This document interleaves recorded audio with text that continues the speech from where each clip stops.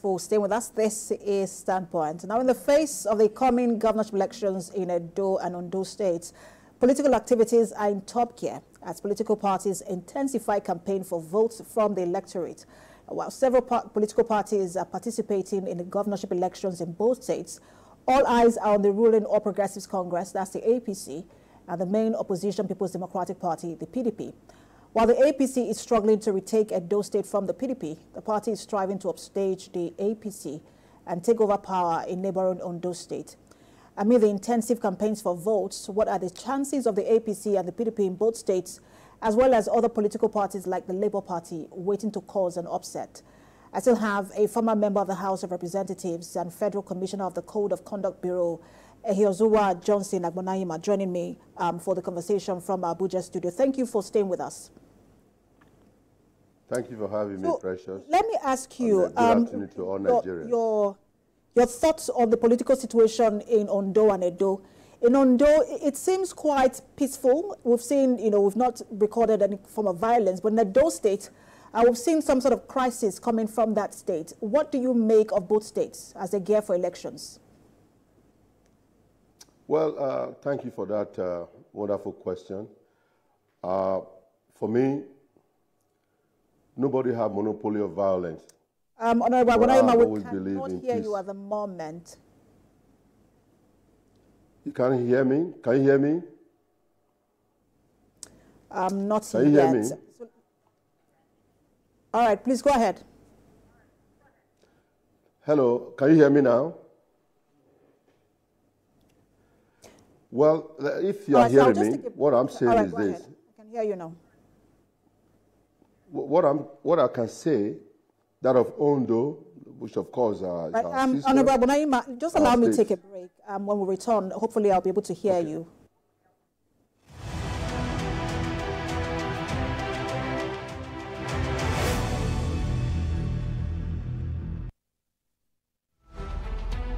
Every major news story is with Benin perspective and layered with different levels of impact. Hello. What time did this happen?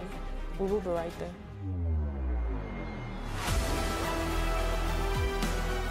At TVC News, we follow the big and major news, gathering the facts, witnessing the outcome.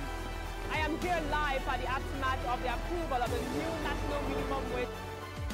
We are TV station of the year, not just for breaking news, but for being first, fair and accurate. TVC News, first with breaking news. Business lives on the fast track of numbers. Business is a strange world where low numbers mean something different. And its currency are speed and time. Finding the open doors of Main Street is not just good business, it's the start of the business. Join us every weekend on Business Week.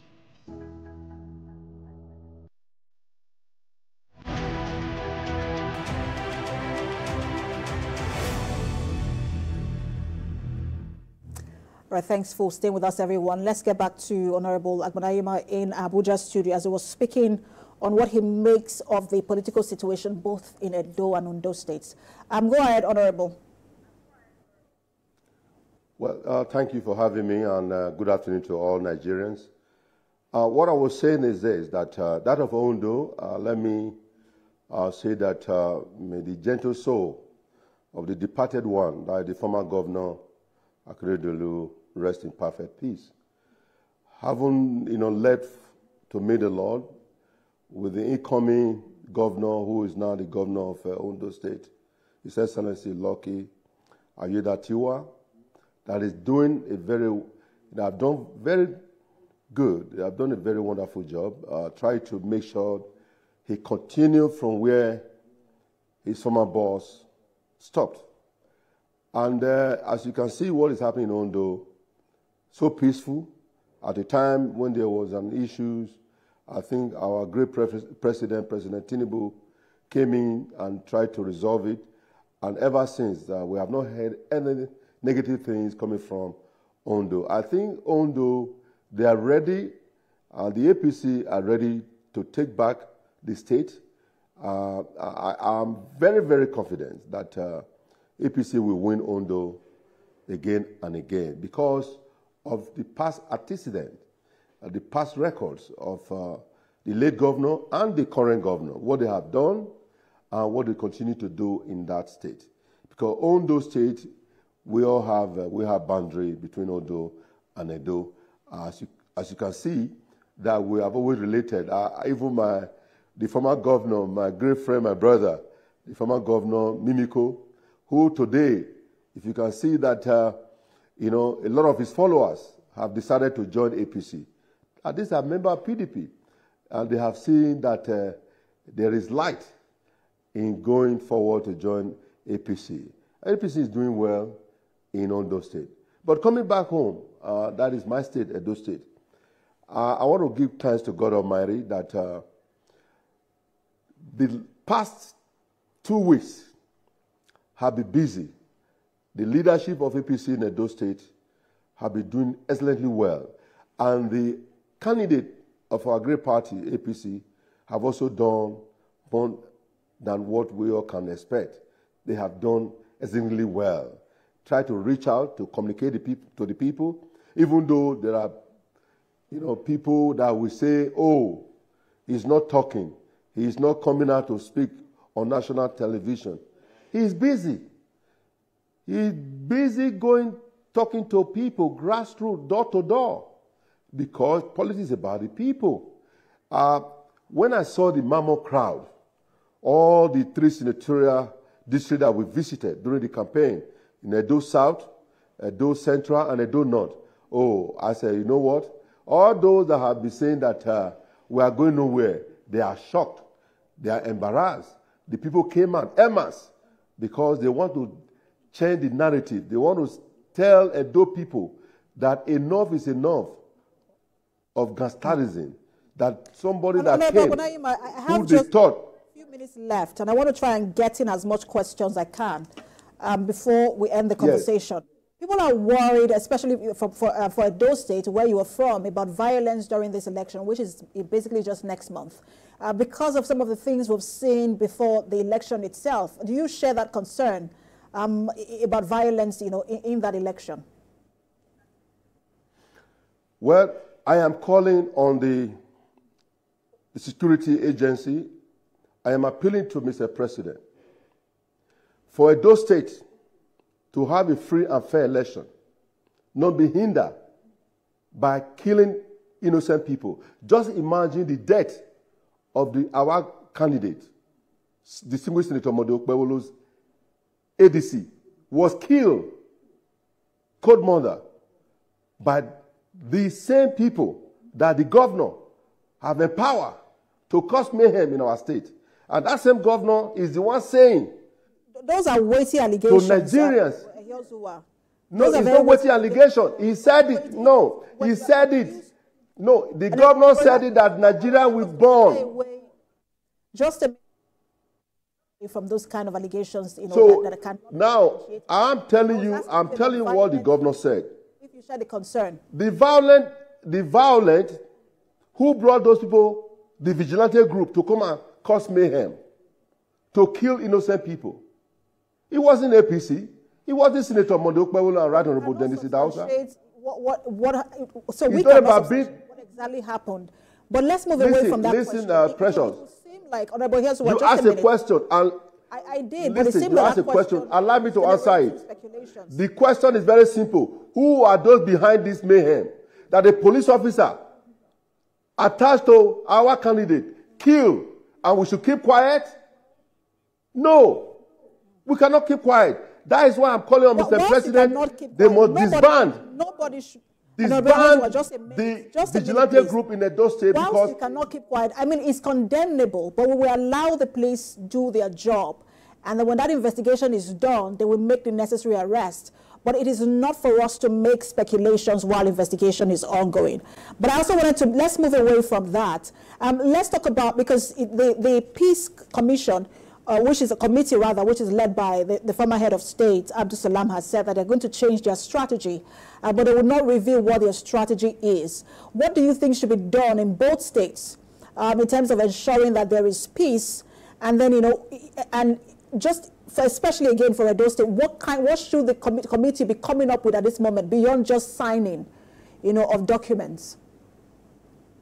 This goes beyond signing document. This is about proactive measure. And I'm happy that the IG have taken the bull by the horn. And I'm also confident that Mr. President will do the needful to make sure that security are provided to protect the citizens so that they can come out freely to exercise their right. It is unfair to our people, Edo State people, that everywhere you go, there's always fighting the ordinary people because of election. No, we should look beyond that. Look, this election is about the people, to serve the people, not by taking arms. We must stop this. This cannot continue. You know what is painful to me? Every blames go to Mr. President. When all the governors in this state, they have not done their part. If the governors are doing their part, it will be lesser, more problem would be for the president. Because most of them, not all of them, some are working, majority of them have nothing to write home about. Rather, they came to steal and to take the resources of their state to their own pocket. Coming to Edo State, of course, you can see when it rains in Edo State, nothing to talk about. Everywhere is flooded. They call it River Obaseki or River Aswen. This is something that we have to talk about when billions have been expended for the erosion control, you know, and they were not able to do anything. Talking about the infrastructure development, talking about the roads, there are no roads that are motorable. The villages have been abandoned. The educational system, go and see some of the schools in my local government, no roof, no chairs. Children are still sitting on the floor in the 21st century, and you are telling me that you are doing Edo best, Edo worst. Edo have become worse than ever.